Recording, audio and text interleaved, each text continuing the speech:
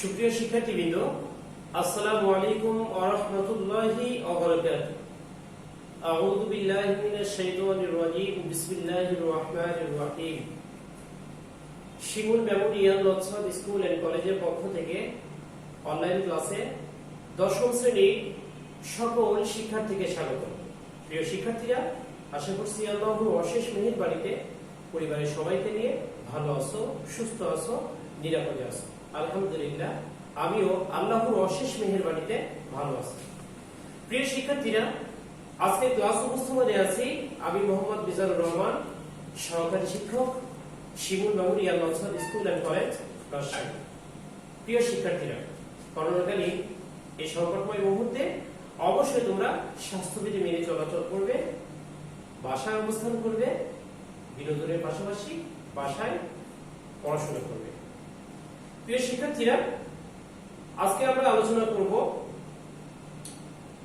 প্রথম অধ্যায়ে পাঠ 6 থেকে 9 পর্যন্ত।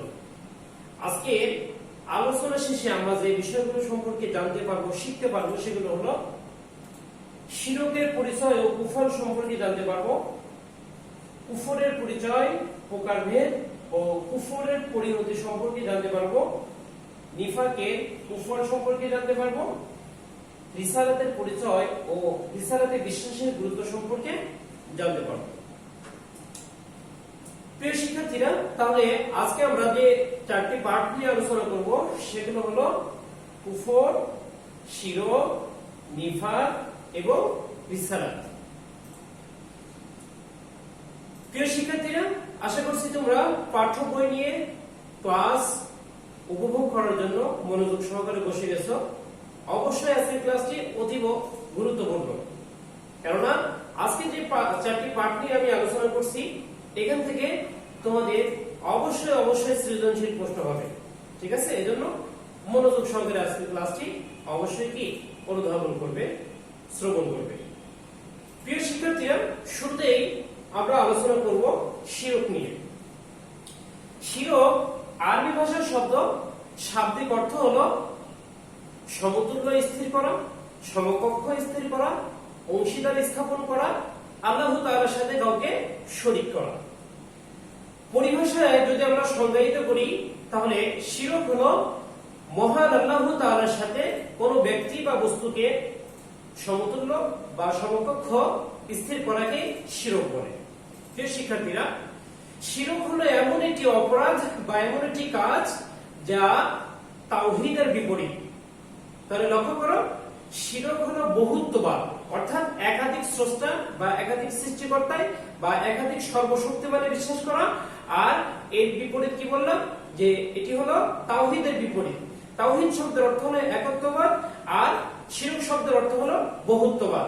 তাওহীদ একত্ববাদে বিশ্বাসী, আর শিরক হলো বহুত্ববাদে বা একাধিক সৃষ্টিকর্তায় বিশ্বাসী।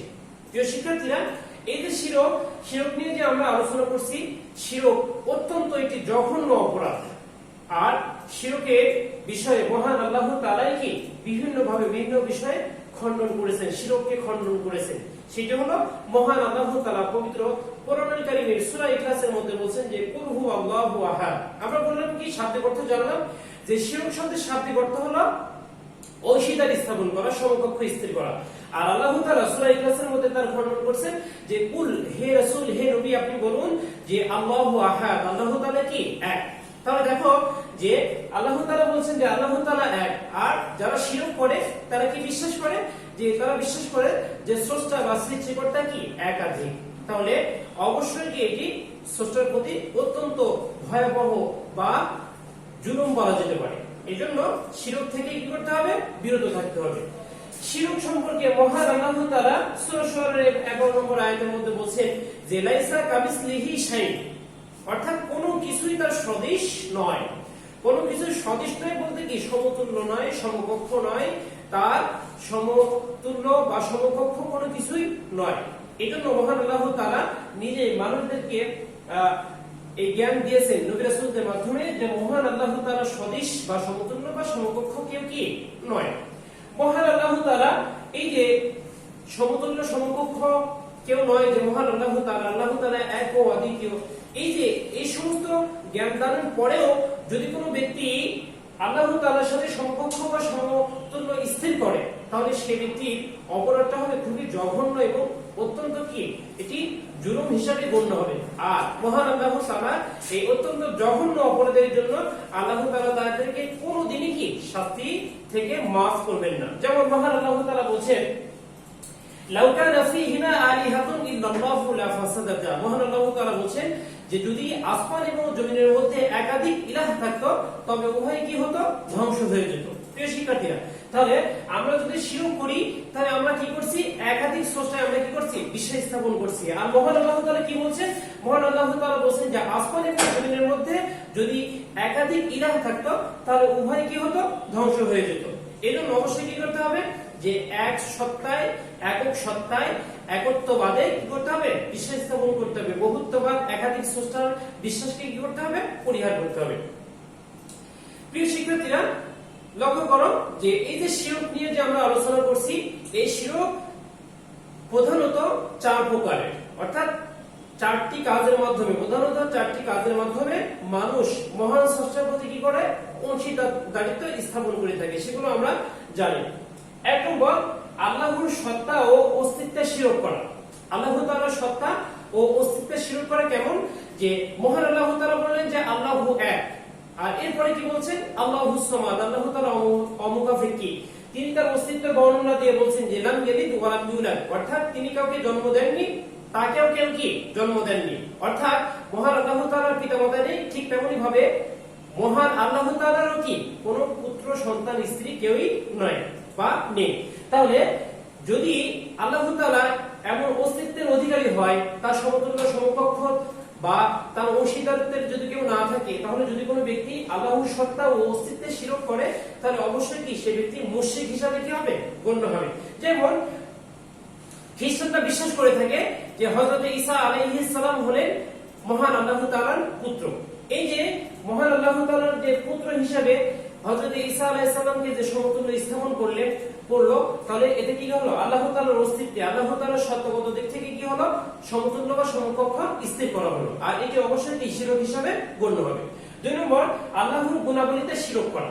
আল্লাহর গুণাবলীতে শিরক করা বলতে আমরা কি বুঝি, এই যে আমরা অনেক সময় বলে থাকি যে চাকরি না করলে হয়তো বা আমাদের রিজিক হবে না, আমাদের খাবারের ব্যবস্থা হবে না, যদি আমরা ডাক্তারের কাছে না যাই কোন রকম ভাবে কি আমাদের অসুস্থতা সারবে না, ইত্যাদি। এ ধরনের যে একদম টোটালি একটা ইনকামের উৎস বা একজন ব্যক্তির উপরে সমস্ত কিছু সফলতা যদি সেরে দেওয়া হয়, তাহলে সেটি অবশ্যই নিঃসন্দেহে কি শিরক হিসাবে গণ্য হবে। হ্যাঁ, আমি চাকরি না করলে পরে আমার খাদ্যের যোগান হবে না, আমাকে সেখানে পরিশ্রম দিতে হবে, কিন্তু এই বিশ্বাস করতে হবে যে মহান আল্লাহ তাআলা চাকরির মাধ্যমে আমাকে কি করছেন, খাদ্যের যোগান দিচ্ছেন। হ্যাঁ, চিকিৎসার জন্য আমাকে কি করতে হবে, ডাক্তারের কাছে যেতে হবে। কিন্তু যদি এই বিশ্বাস না থাকে যে হ্যাঁ ডাক্তার একটি মাধ্যম, ঠিক আছে, কিন্তু সমস্ত অসুখ বিসুখ সারানোর মূল মালিক কে, মহান আল্লাহ তাআলা। এভাবে যদি আমরা আল্লাহ তাআলার সাথে আল্লাহ তাআলার উপর ভরসা রাখি, অবশ্যই সেটি কি আল্লাহ তাআলার উপরে বিশ্বাস করার ফলে আল্লাহ তাআলা আমাদেরকে সারিয়ে দেবেন, সেটি শিরক হিসাবে গণ্য হবে না।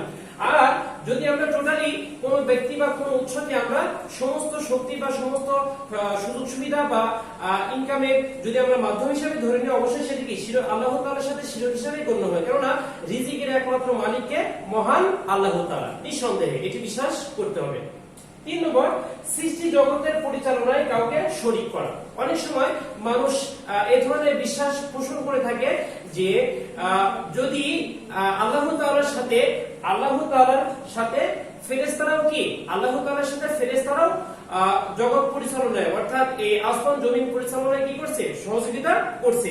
এজন্য সৃষ্টি জগতের পরিচালনায় কাউকে যদি শরীক করা হয়, অর্থাৎ ফেরেশতাদেরকে যদি আল্লাহ তাআলার সাথে সৃষ্টি জগৎ পরিচালনার একটি অংশ হিসেবে যদি ধরে নেওয়া হয়, তাহলে অবশ্যই কি হবে, এটি শিরক হিসাবে গণ্য হবে। সর্বশেষ, ইবাদতের ক্ষেত্রে কাউকে শরীক করা। প্রিয় শিক্ষার্থীরা, দেখো অনেক সময় আমরা কি করি, আমরা বিভিন্ন পীর বা বিভিন্ন ওলি আল্লাহদের মাজারে আমরা যে কি করি, কবর জিয়ারত করি। কিন্তু কিছু কিছু ক্ষেত্রে দেখা যায় যে অনেক মানুষ আছে সেই কবরকে সামনে রেখে কি করে, সিজদা করে, অর্থাৎ টোটালি কি কবরকে সামনে রেখে কি করছে, সিজদা করছে। তাহলে কবরকে সামনে রেখে যদি সিজদা করা হয়, তাহলে অবশ্যই সেটা কি হবে, শিরক হিসেবে গণ্য হবে। এজন্য অবশ্যই কি করতে হবে, ইবাদতের ক্ষেত্রে কাউকে শরীক করা যাবে না, একমাত্র ইবাদত করতে হবে আল্লাহ তাআলার জন্য, একমাত্র সিজদার যোগ্য হলো কে, মহান আল্লাহ তাআলা। এজন্য অবশ্যই কি করতে হবে, একমাত্র আল্লাহ তাআলাকে সন্তুষ্টির উদ্দেশ্যে সিজদা করতে হবে, কারোর সামনে মাথা নত করা যাবে না। প্রিয় শিক্ষার্থীরা, এরপরে যে আমরা জানবো যে শিরকের কুফল ও পরিণতি, অর্থাৎ যদি কোনো ব্যক্তি শিরক করে তাহলে তার পরিণাম বা তার প্রতিফল কি হতে পারে। মহান আল্লাহ তাআলা বলছেন যে ইন্না শিরকা লাযুলমুন আযীম, নিশ্চয়ই শিরকটা হলো সবচেয়ে বড় জুলুম। অর্থাৎ যদি কোনো ব্যক্তি, যে চার ধরনের শিরকের কথা বললাম, চার ধরনের বিশ্বাসের কথা বললাম, এই ধরনের বিশ্বাস যদি কোনো ব্যক্তি করে থাকে তাহলে অবশ্যই কি সেটা চরম জুলুম হিসাবে কি হবে, গণ্য হবে। এজন্য নিঃসন্দেহে কি একমাত্র আল্লাহ তাআলাকে কি করতে হবে, সর্বময় ক্ষমতার উৎস হিসেবে বিশ্বাস করতে হবে, তার উপরে কি করতে হবে, আস্থা রাখতে হবে। এরপরে মহান আল্লাহ তাআলা বলেন যে যদি কোনো এই ধরনের অন্যায় করে থাকে তাহলে আল্লাহ তাআলা তার শাস্তি হিসেবে কি লিখেছেন, আল্লাহ তাআলা বলেন যে ইন্নাল্লাহা লা ইয়াগফিরু আন ইউশরাকা বিহি ওয়া ইয়াগফিরু মা দুনা যালিকা লিমান ইয়াশা, অর্থাৎ ইন্নাল্লাহা, নিশ্চয় আল্লাহ তাআলা, লা ইয়াগফিরু, ক্ষমা করবেন না, আন ইউশরাকা বিহি, তার সাথে শিরক করার গুনাহ, ওয়া ইয়াগফিরু মা দুনা যালিকা লিমান ইয়াশা, এই শিরক করার গুনাহ ব্যতীত অন্য যে কোনো গুনাহ আল্লাহ তাআলা যাকে ইচ্ছা তাকে maaf করে দিতে পারেন। কিন্তু যদি কোনো ব্যক্তি শিরক করে তাহলে নিঃসন্দেহে সে ব্যক্তি কি মুশরিক হিসেবে গণ্য হবে, আর এর গুনাহ আল্লাহ তাআলা কি maaf করবেন না। এছাড়াও আল্লাহ তাআলা বলেন যে ইন্নাহু মা ইউশরিক বিল্লাহি ফাকাদ হারামাল্লাহু আলাইহিল জান্নাতা ওয়া মাওয়াহুন নার, ইন্নাহু মা ইউশরিক বিল্লাহ, যে ব্যক্তি আল্লাহ তাআলার সাথে শিরক করবে, ফাকাদ হারামাল্লাহু আলাইহিল জান্নাহ, আল্লাহ তাআলা তার জন্য জান্নাত হারাম করে দিবেন, ওয়া মাওয়াহুন নার, এবং তার আবাসস্থল হবে কি, জাহান্নাম। প্রিয় শিক্ষার্থীরা, তাহলে এই যে ভয়াবহ একটি অপরাধ, গুনাহ, এগুলো থেকে অবশ্যই আমাদেরকে কি করতে হবে, বেঁচে থাকতে হবে। প্রিয় শিক্ষার্থী, এই পর্যায়ে আমরা আলোচনা করব কুফর নিয়ে। কুফর শব্দের শাব্দিক অর্থ হলো অস্বীকার করা, অবিশ্বাস করা, গোপন করা, ঢেকে রাখা, ঢেকে ফেলা ইত্যাদি। পরিভাষায় কুফর কাকে বলে? কুফর হলো ঈমানের যে মৌলিক বিষয়গুলো আছে এগুলোকে অস্বীকার করা বা অবিশ্বাস করাকে বলা হয় কি, কুফর। আর কুফর হলো এমন একটি খারাপ কাজ বা এমন একটি বিশ্বাস যেটি হলো কি ঈমানের বিপরীত, অর্থাৎ কুফরটা হলো কি ঈমানের বিপরীত। ঈমান শব্দের শাব্দিক অর্থ হলো বিশ্বাস স্থাপন করা, আর কুফর শব্দের শাব্দিক অর্থ হলো অস্বীকার করা, অবিশ্বাস করা। তাহলে ঈমান হলো কি ঈমানের মৌলিক বিষয়গুলো, অর্থাৎ যেগুলো আছে বিশ্বাসের যে মৌলিক বিষয়গুলো আছে সেগুলোকে মনে প্রাণে বিশ্বাস স্থাপন করে কি ঈমান বলে।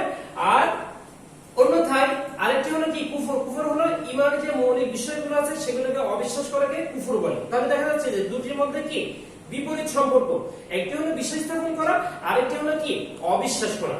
এজন্য অবশ্যই কি করতে হবে, এই কুফর বা অবিশ্বাসকে কি করতে হবে, পরিহার করতে হবে। প্রিয় শিক্ষার্থীরা, যে ব্যক্তি এই ধরনের অপরাধ কুফরে লিপ্ত থাকবে তাকে বলা হবে কাফির, অর্থাৎ অস্বীকারী, অবিশ্বাসকারী, গোপনকারী ইত্যাদি।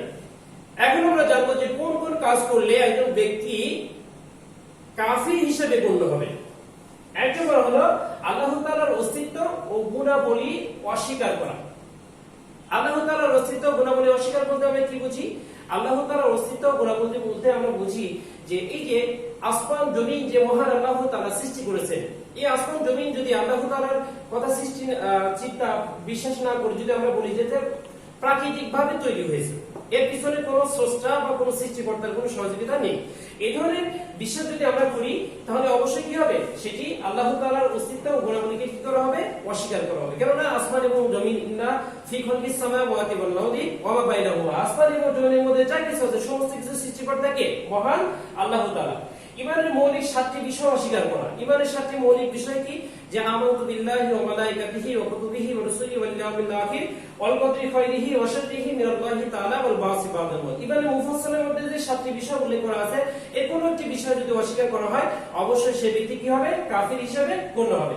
ঈমানের মৌলিক ইবাদতগুলো, ঈমানের মৌলিক ইবাদতগুলো অর্থাৎ ইসলামের যে মৌলিক ইবাদতগুলো আছে সেগুলোকে অস্বীকার করা, যেমন সালাত, সাওম, যাকাত, হজ, এর মধ্যে ইত্যাদি যেগুলো যে 4টি বিষয় আছে এগুলো যেগুলো একটিকে যদি অস্বীকার করা হয়, যদি অবিশ্বাস করা হয়, সে ব্যক্তি কাফির হিসেবে গণ্য হবে। হালালকে হারাম মনে করা আর হারামকে হালাল মনে করা। হালালকে হারাম মনে করা বলতে আমরা কি বুঝি? হালালকে হারাম মনে করা বলতে যেগুলো বুঝি আমরা, অর্থাৎ এমন একটি জিনিস আছে যেটি হালাল, যেটি কি হালাল, কিন্তু আমরা আমাদের সুবিধার্থে মনে করছি যে না এটা হালাল না মনে করলেও হবে বা হালাল হিসেবে গ্রহণ না করলেও হবে। এই যে অবিশ্বাসটা, অবহেলাটা, এটাতে কি হবে, কুফর হিসেবে গণ্য করা হবে। হারামকে হালাল মনে করে, যেমন মদ, জুয়া বা এই বিভিন্ন ধরনের লটারি ইত্যাদি যে করা হয়, এগুলো সম্পূর্ণ কি হারাম। কেননা ইসলামে জুয়া খেলাকে যেমন ভাবে হারাম করা হয়েছে, ঠিক লটারি করা অর্থাৎ বিভিন্ন যে লাকি কুপন ইত্যাদি বিক্রি করা হয়, এটা দিয়ে যে ভাগ্য নির্ণয় যে একটা মাধ্যম করা হয়, ঠিক তেমনি ভাবে জুয়ার মাধ্যমে কি একজন মানুষ ভাগ্য নির্ধারণের জন্য কিন্তু জুয়ার টেবিলে কি তারা টাকা ধরে, কিন্তু 5 জন যদি ধরে, একজনের মিলে আর 4 জনে কি সেখান থেকে অর্থাৎ তার কি লস হয়, অর্থাৎ কি সে ক্ষতিগ্রস্ত হয়। ঠিক তেমনি ভাবে যে লটারি বা লাকি কুপন গুলো যেগুলো ছাড়া হয়, ঠিক তেমনি সেগুলো কি করা হয়, সেগুলো হয় যে একজনের ভাগ্যে বা 5 জনের ভাগ্যে কি সেটি ব্যবস্থা হয়, আর বাকি যে 100 জনের মধ্যে সবাই কি সেগুলো থেকে বিরত থাকে। এজন্য তাহলে প্রিয় শিক্ষার্থীরা, আমরা বললাম যে হারামকে হালাল মনে করা, অর্থাৎ অনেক সময় আমরা দেখো যে আমাদের চারপাশে লাকি কুপন বা ভাগ্য নির্ধারণের জন্য অনেক সময় লটারি বিক্রি হয়, এটা সম্পূর্ণভাবে কি জুয়ার সাথে সম্পৃক্ত। কেননা জুয়াতেও মানুষ ভাগ্য পরীক্ষা করে, ঠিক তেমনি ভাবে লাকি কুপন বা লটারির মাধ্যমে কি ভাগ্য নির্ধারণ করে। আর এটিকে যদি আমরা হালাল মনে করে নিই, তাহলে নিঃসন্দেহে সেটা কি কুফর বা কাফের ব্যক্তিদের কি আচরণের সাথে কি সামঞ্জস্য, নিঃসন্দেহে এটি কি করতে হবে, পরিহার করতে হবে। ঠিক আছে, তো এরকম ভাবে যে ইসলামের যে সমস্ত মৌলিক বিষয়গুলো আছে, যদি আমরা সেগুলোকে অবিশ্বাস করি, যদি অবহেলায় আমরা সেগুলোকে ছেড়ে দিই, নিঃসন্দেহে সেগুলো কি কুফর হিসেবে গণ্য হবে। প্রিয় শিক্ষার্থী, এরপরে যে আমরা জানবো যে যদি কোনো ব্যক্তি এই কুফর বা কাফির হিসেবে পরিণত, কাফির ব্যক্তি হিসেবে চিহ্নিত হয়, সে ব্যক্তির পরিণতি এবং কুফর কি হবে। দেখো, 1 নম্বর হলো অবাধ্যতা ও অকৃতজ্ঞতা। কেননা আল্লাহ তাআলা এই পৃথিবীর মধ্যে যা কিছু আছে সমস্ত কিছু সৃষ্টি করেছেন, আর যাবতীয় নিয়ামত কি মহান আল্লাহ তাআলা মানুষের জন্য কি করেছেন, নির্ধারণ করে রেখেছেন। আর মহান আল্লাহ তাআলা যাবতীয় নিয়ামতের ব্যবস্থা করলেন, আর যদি আমরা সেই মহান আল্লাহ তাআলাকে অস্বীকার করি, অবিশ্বাস করি, তাহলে নিঃসন্দেহে সেটা কি অবাধ্যতা ও অকৃতজ্ঞতা হিসেবে কি হবে, গণ্য হবে। 2 নম্বর, পাপাচার বৃদ্ধি। যদি কোনো ব্যক্তি আখিরাতকে অস্বীকার করে, তাহলে তার এই পৃথিবীতে ভালো মন্দ সবই সমান, কেননা সে আখিরাতে মৃত্যুর পর যে তাকে শাস্তি দেওয়া হবে মন্দ কাজের জন্য, এই বিশ্বাস যদি তার ভিতরে না থাকে, তাহলে নিঃসন্দেহে সে ব্যক্তি কি পাপ কাজ আর ভালো কাজের কোনো পার্থক্য করবে না, সে সর্বদা নিজের জন্য যেটা সুবিধা সেটা কি বারবার করে থাকবে। এজন্য এই কুফরের ফলে কি হবে, পাপাচার বৃদ্ধি পাবে। 3 নম্বর, হতাশা সৃষ্টি। দেখো, যে পৃথিবীতে আমরা যে বেঁচে আছি, আমাদের ভিতরে আশা আকাঙ্ক্ষা আছে বিধায় কিন্তু আমরা প্রতিনিয়ত স্ট্রাগল করছি, বিভিন্ন কাজে আমরা নিজেদের মেধা মস্তিষ্ক শ্রমকে কি করছি, আত্মনিয়োগ করছি।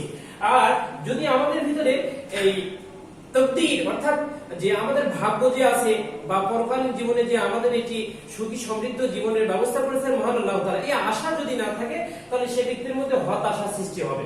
আর কাফেররা যেহেতু পরকালীন বিষয় তকদীর বিষয়ে যেহেতু বিশ্বাস করে না, বিধায় অবশ্যই তার মধ্যে কি হবে, হতাশা সৃষ্টি হবে। দেখো, অনৈতিকতার প্রসার। অনৈতিকতার প্রসার বলতে কি, এই যে দান সদকা, হালাল হারাম, বৈধ অবৈধ, মানুষের উপকার ইত্যাদি যত ধরনের যে নৈতিক গুণাবলী আছে, এই নৈতিক গুণাবলীতে মানুষ কখন গুণান্বিত হবে, যখন মানুষ বিশ্বাস করবে যে না, এই পৃথিবীর জীবনে আমার শেষ না, পরকালীন জীবন আছে, এবং এই পৃথিবীর এই জীবনকে, পৃথিবীর এই ভালো কাজকে পরকালীন জীবনে সুখ শান্তির কি অন্যতম এটি কি পাথেয় হিসাবে গণ্য হবে, তখন সে ব্যক্তি কি করবে, ভালো কাজ করবে। আর যখন পরকালীন জীবনকে সে ব্যক্তি গুরুত্ব দিবে না, অবিশ্বাস করবে, তখন অবশ্যই তার মধ্যে কি অনৈতিকতার প্রসার ঘটবে, অর্থাৎ বেশি বেশি সে পাপ কাজে কি লিপ্ত হয়ে পড়বে।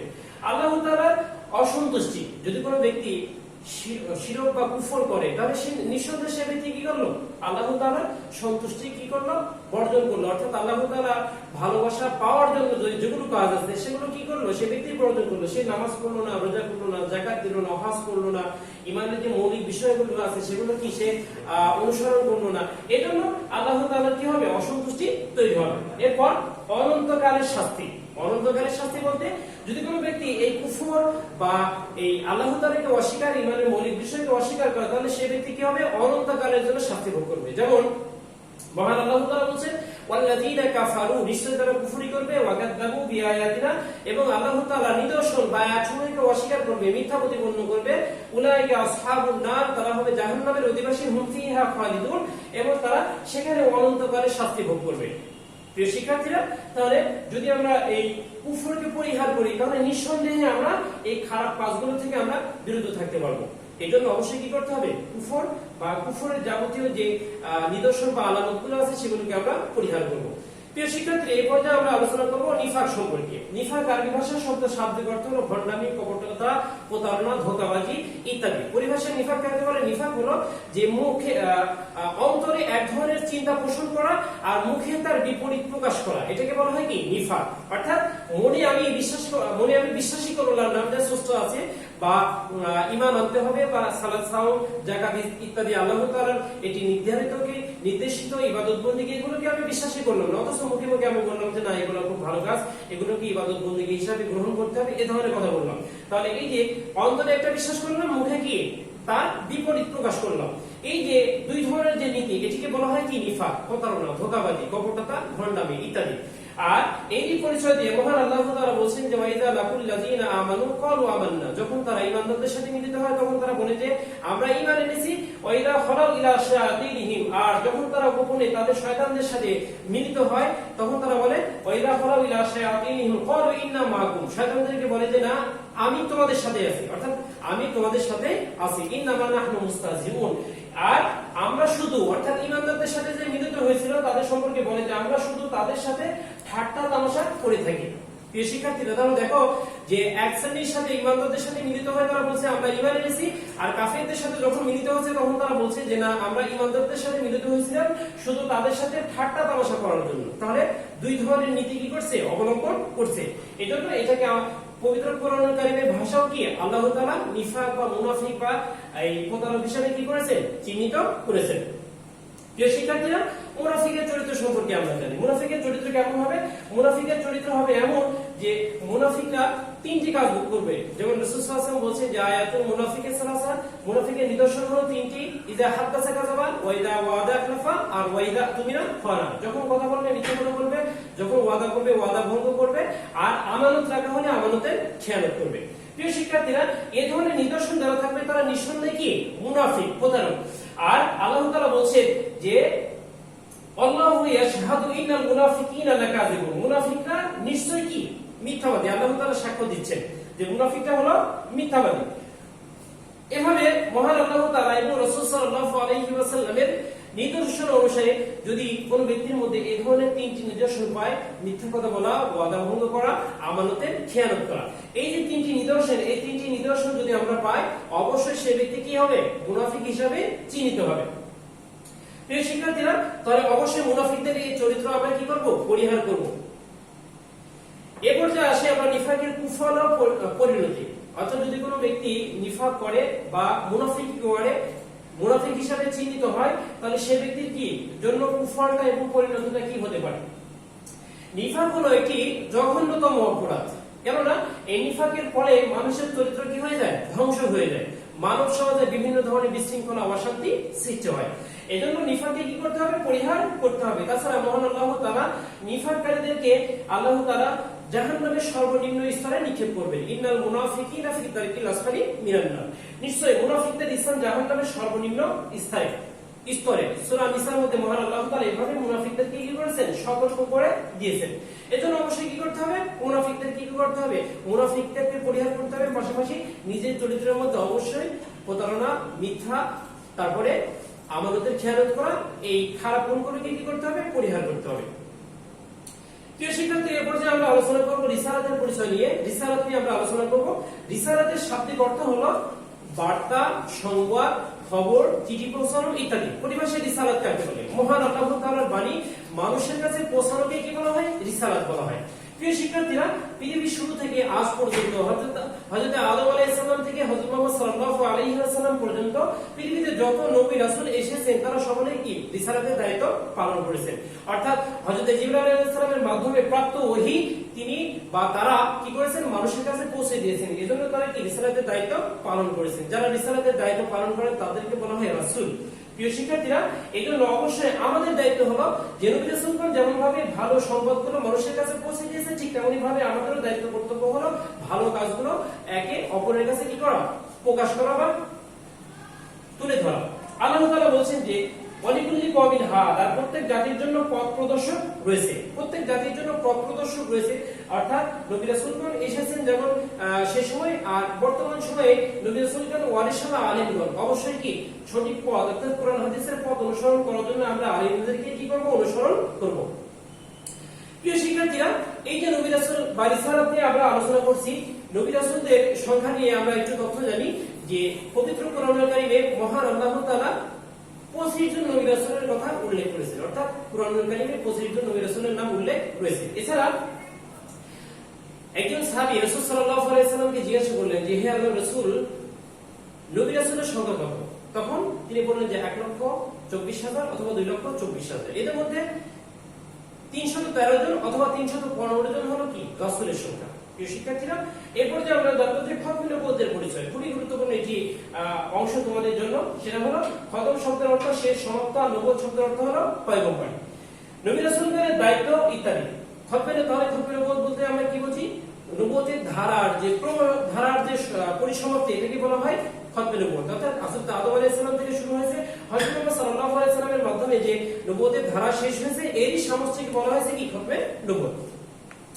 প্রিয় শিক্ষার্থীরা, খতম নবুয়তে বিশ্বাস করা কি আমাদের অপরিহার্য, ইমানের একটি অপরিহার্য অঙ্গ। রিসালাত ও নবুয়তের বিশ্বাসী করতে, অর্থাৎ খতম নবুয়তের যে বিশ্বাস, ঠিক তেমনি ভাবে রিসালাতও কি করতে হবে? বিশ্বাস স্থাপন করতে হবে। যেমন মহান আল্লাহ তাআলা বলেন যে মা কানা মুহাম্মাদুন আবা আহাদিন মিন রিজালিকুম ওয়ালাকিন রাসূলুল্লাহি ওয়া খাতামান নাবিয়্যিন।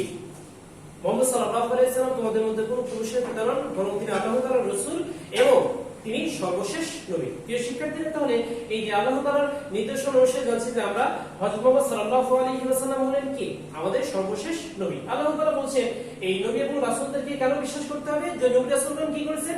আল্লাহ তাআলার দ্বীনের দাওয়াত দিয়েছেন, সঠিক তথ্য আমাদেরকে জানিয়েছেন। আল্লাহ তাআলা বলেন পবিত্র কোরআনের মধ্যে আল্লাহ তাআলা বলেন যে নবী রাসূলগণ কি করেছেন? নবী রাসূলগণ বলেছেন যে আনিবুদুল্লাহ মা লাকুম মিন ইলাহিন গায়রু, হে সম্প্রদায় তোমরা আল্লাহর ইবাদত করো, তিনি ব্যতীত তোমাদের কোনো ইলাহ নেই। এভাবে নবী রাসূলগণ কি আমাদেরকে সৎ কাজে, সৎ পথে আল্লাহ তাআলার ইবাদত বন্দেগীতে উৎসাহিত করেছেন। এজন্য অবশ্যই কি করব? আমরা তাদের প্রতি বিশ্বাস স্থাপন করব, আর অবশ্যই খতম নবুয়তে বিশ্বাস করব। কারণ রাসূল সাল্লাল্লাহু আলাইহি ওয়াসাল্লাম বলেন যে আনা খাতামান নাবিয়্যিন লা নাবিয়্যা বাদি, আমি সর্বশেষ নবী, আমার পরে আর কোনো নবী রাসূল নেই। প্রিয় শিক্ষার্থীরা, এজন্য অবশ্যই কি করতে হবে? হযরত মুহাম্মদ সাল্লাল্লাহু আলাইহি সাল্লামকে সর্বশ্রেষ্ঠ এবং সর্বশেষ নবী এবং রাসূল হিসেবে বিশ্বাস করতে হবে। কেননা এই সর্বশেষ নবী এবং রাসূল হিসেবে যদি বিশ্বাস স্থাপন করা না হয়, তাহলে অবশ্যই কি খতম নবুয়তে বিশ্বাস স্থাপন করা হবে না। এজন্য ঈমানের একটি অপরিহার্য অংশ হিসেবে যেহেতু খতম নবুয়ত, অবশ্যই সেটিতে আমরা বিশ্বাস স্থাপন করব এবং মহান আল্লাহ তাআলার সন্তুষ্টি অর্জন করব। প্রিয় শিক্ষার্থীরা, দীর্ঘ সময় আমরা আলোচনা করলাম, এরপরে যে আমাদের মূল্যায়নের পালা।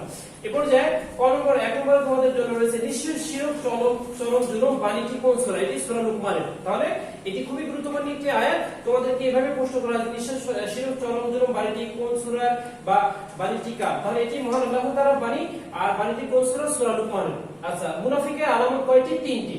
কোরআনে উল্লেখিত নবী রাসূলের সংখ্যা কতজন?